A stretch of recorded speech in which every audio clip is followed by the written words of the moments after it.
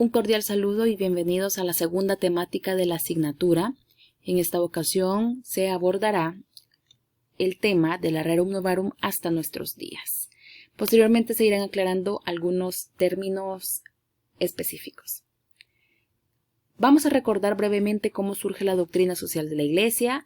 Ya se dijo que surge, por ejemplo, en el contexto de la Revolución Industrial en el siglo XIX, en donde, por ejemplo, el tema del trabajo da paso a diferentes situaciones que para la Iglesia empezaron a considerarse como injustas. No solamente para la Iglesia, claro está, fueron consideradas estas situaciones como un signo de injusticia, sino que objetivamente lo eran.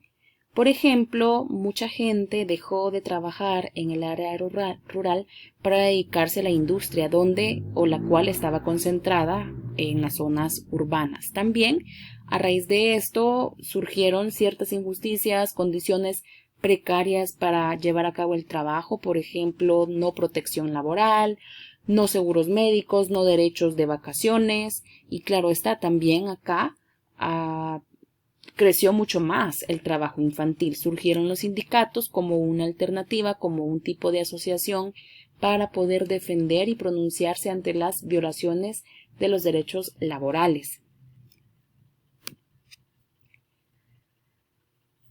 ¿Quién fue el primer pontífice que se empezó a pronunciar en materia social? El Papa León XIII. Entonces, consciente de que no se podía quedar callado en nombre de la Iglesia ante todas estas situaciones, escribe la primera encíclica social titulada Rerum Novarum. Ya vamos a conocer qué significa esta expresión. Así, los diferentes papas posteriores o en turno después de León XIII han retomado las enseñanzas contenidas dentro de este documento para actualizarlas o adaptarlas a las diferentes o a las nuevas también situaciones, realidades sociales que se viven. ¿Cuáles son los documentos sociales de la Iglesia? O, por ejemplo, ¿dónde podemos ir y consultar qué es lo que han dicho los diversos pontífices? Vamos antes a conocer algunos términos técnicos que nos pueden servir para entender mejor. El concepto encíclica. Básicamente, una encíclica es una carta solemne que escribe un sumo pontífice sobre algún punto de la doctrina o enseñanza de la Iglesia, sea esto en términos por ejemplo, para vivir la fe de manera personal, o también, en este caso, se ocupan o se utilizan para algún pronunciamiento de un papa en temas sociales. En inicio se dirigen a, por ejemplo, todos los obispos, sacerdotes o personas que ostentan algún tipo de autoridad eclesiástica, pero también se dirigen, obviamente, a los fieles católicos. No obstante, en este punto es necesario aclarar que aquí, para poder ser un buen ciudadano, para tratar de vivir una vida acorde a la dignidad de la persona, también esto, la religión nos puede ayudar, pero no necesariamente o no se reduce únicamente a la vivencia de la religión. Las encíclicas generalmente o en primer lugar se escriben en idioma latín, puesto que es el idioma de la Santa Sede o idioma oficial, pero posteriormente se van traduciendo a los diversos idiomas para, claro está, hacer más asequible su contenido. El magisterio de la Iglesia se puede entender como el oficio conferido por Cristo a sus apóstoles y después a los sucesores de estos para cuidar, interpretar y proponer la verdad de la Sagrada Escritura. Actualmente el magisterio está representado por el Papa y los obispos en comunión con él. También vamos a conocer así a grandes rasgos, puesto que parte de las clases se van a desarrollar con base en este documento llamado Compendio de la Doctrina Social de la Iglesia. Vamos a definir qué es un compendio, es un resumen sobre temas muy amplios. El Compendio de la Doctrina Social de la Iglesia contiene principios de reflexión, criterios de juicio y directrices para la acción sobre diversas temáticas sociales, por ejemplo, la familia, el trabajo, la economía, la política, la comunidad internacional, entre otros. Fue elaborado por el cardenal vietnamita Francisco Javier Van Thuan, una personalidad con una vida muy interesante. y este compendio se publicó en el año 2004, es decir, que desde entonces ya no se han incorporado otras encíclicas u otros documentos en materia social que se han escrito dentro de la Iglesia. Así pues, la primera encíclica social, decíamos, es la Rerum Novarum, traducida como de las cosas nuevas. Por lo general, las encíclicas, su título está conformado por las primeras palabras de este documento escrito en latín. La Rerum Novarum se publicó en el año 1891, aborda obviamente este punto que hablábamos de la industrialización, de las condiciones precarias de los trabajadores, pero también aborda, claro está, otras temáticas, por ejemplo, las ideologías imperantes de la época, el comunismo, que apela o que dice pues que hay que promover la lucha de clases. 40 años después de la Rerum Novarum, es decir, en el año 1931, el Papa Pío XI escribe también una encíclica social llamada Quadragesimo Anno o Año Cuadragésimo. Aquí, claro está, se toman en cuenta o en consideración temas económicos, se recuerda lo que León XIII pronunció a través de la Rerum Novarum y oficialmente aquí en esta encíclica ya se ocupa la expresión doctrina social. El Papa Pío XII en el año 1941, en la solemnidad de Pentecostés y en el 50 aniversario de la Rerum Novarum, pronuncia un radiomensaje. Esto no es tanto una encíclica, una carta, sino un radiomensaje aprovechando las bondades de la tecnología para su época.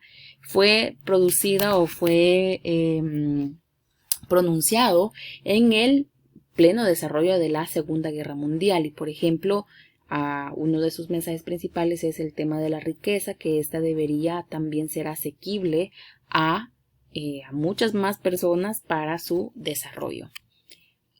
Al Papa Juan XXIII se le atribuyen dos encíclicas sociales, la primera, Madre y Maestra, publicada en 1961, y por ejemplo acá en esta se tratan temas como el aumento de la población. Históricamente ya ahora se ha visto que en estas épocas, en esta década de los 60, pues se da la llamada explosión demográfica.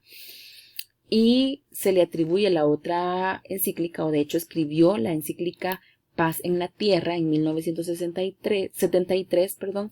Acá se tratan los temas de los derechos humanos y obviamente un llamamiento a la paz, puesto que se veía amenazada en este contexto de la famosa Guerra Fría, que este fue más un conflicto ideológico, es decir, no se llevó a cabo como tal, como las otras guerras de las que hemos escuchado, sino que fue la creación de un ambiente de tensión por parte del bloque occidental representado por Estados Unidos y el bloque oriental representado por la Unión Soviética. La Constitución, llamada Gaudium et Spes o Gozos y Esperanzas, escrita o pronunciada en este contexto del Concilio Vaticano II, un encuentro de muchos obispos del mundo. Acá ya pues la Iglesia va realizando ciertas reformas y una de ellas es tratar de involucrarse o propiciar un diálogo más activo con las diversas realidades que también forman parte del desarrollo social, por ejemplo la cultura, la economía y otros temas. El Papa Pablo VI escribió dos encíclicas sociales, una llamada El progreso de los pueblos en 1967 y la otra en el 80 aniversario, pues, ¿de qué? De la Rerum Novarum en el año 1971. Ambos documentos, pues, claro está, nuevamente recordemos que abordan temas sociales, por ejemplo, el desarrollo de los pueblos, la paz mundial, el desarrollo integral de las personas, es decir, no solo un desarrollo económico, sino que abarque todas las dimensiones de la persona. Por ejemplo, también el tema de la urbanización o el fenómeno de la urbanización, la migración, ya empieza a existir la preocupación por el tema medioambiental y nuevamente por el crecimiento de la población. San Juan Pablo II escribió tres encíclicas sociales, una dedicada al trabajo humano, escrita en 1981, conmemorando 20 años después de la encíclica El progreso de los pueblos. Acá se señala, por ejemplo, que primero va la persona y después su producción o su capacidad de producir, cosa que con frecuencia se hace al revés, ¿no? Primero es el trabajo y después el trabajador. En la encíclica Solicitudo Rei Socialis, o traducida como Con ardiente solicitud, se aborda, por ejemplo, la inequidad enorme que existe entre los países del primer y del tercer mundo, o en otras palabras, países desarrollados versus países subdesarrollados. La encíclica Centesimus Annus, o año centésimo, pues es obvio por qué se llama así, porque se escribe 100 años después del Rerum Novarum. Y aquí pues se actualizan ciertas enseñanzas de este documento. Y por ejemplo, en este contexto se da por finalizado o se da por abolido el tema del comunismo, otra, digamos, una actuación o en donde se dice que el Papa Juan Pablo II también promovió para pues erradicar ciertas ideologías políticas. El Papa Benedicto XVI escribió la encíclica La Caridad en la Verdad, recuerda algunos principios de la encíclica del progreso de los pueblos y reflexiona también sobre el fenómeno de la globalización que ha estado más latente o más evidente desde inicios de este nuevo milenio. Esta se publicó en el año 2009. El Papa Francisco hasta el momento ha escrito 3 encíclicas sociales, la primera llamada La Alegría del Evangelio, que fue su primera encíclica social en el año 2013, la segunda en el año 2015 llamada Laudato Si o Alabado Seas, que dicho sea de paso, esta es la encíclica a lo mejor más conocida del Papa Francisco hasta el momento, puesto que aborda una temática que de verdad compete a todos nosotros, como lo es el cuidado de la casa común, como él la llama. Y la más reciente es la llamada Fratelli Tutti o Hermanos Todos, que surge en el contexto de la pandemia en el año 2020. Aquí básicamente lo que el Papa menciona es un ejercicio, o llama más bien a un ejercicio de la solidaridad. Acordémonos que en este contexto de pandemia surgieron o se agravaron muchos de los problemas sociales que previamente se venían observando, y fue muy necesario precisamente ejercer la solidaridad a diversas escalas.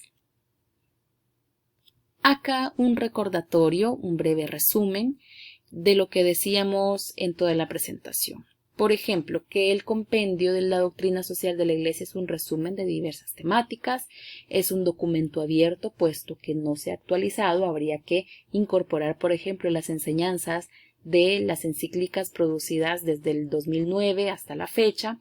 También es una propuesta para cualquier persona de buena voluntad que quiera construir un mundo mejor, socialmente hablando, así que independientemente de su credo, de su profesión religiosa o inclusive si no cree en Dios, pero recordemos, todos estamos llamados a contribuir en algo a la vida social. También es importante mencionar que la doctrina social de la Iglesia no es una ideología, puesto que la Iglesia no se propone, tal vez en algún momento histórico pudo ser así, pero no del todo. Igual, la Iglesia no va a sustituir al Estado o a la estructura política bajo ninguna circunstancia, así que solamente va a tratar de orientar de cómo deberían ser las cosas en los diferentes temas. Ahora bien, mucha gente opina y dice la Iglesia no tiene que meterse en política. Podríamos decir que en toda situación donde muchas veces se ve violentada la dignidad de la persona, la Iglesia debería pronunciarse. Sin embargo, recordemos que como cualquier institución humana, la Iglesia no ha estado exenta de fallos a lo largo de la historia. Hay que también reconocerlo, pero también recordemos la importancia de que cada uno de nosotros, independientemente de nuestro credo religioso, podemos contribuir en algo para construir una mejor sociedad.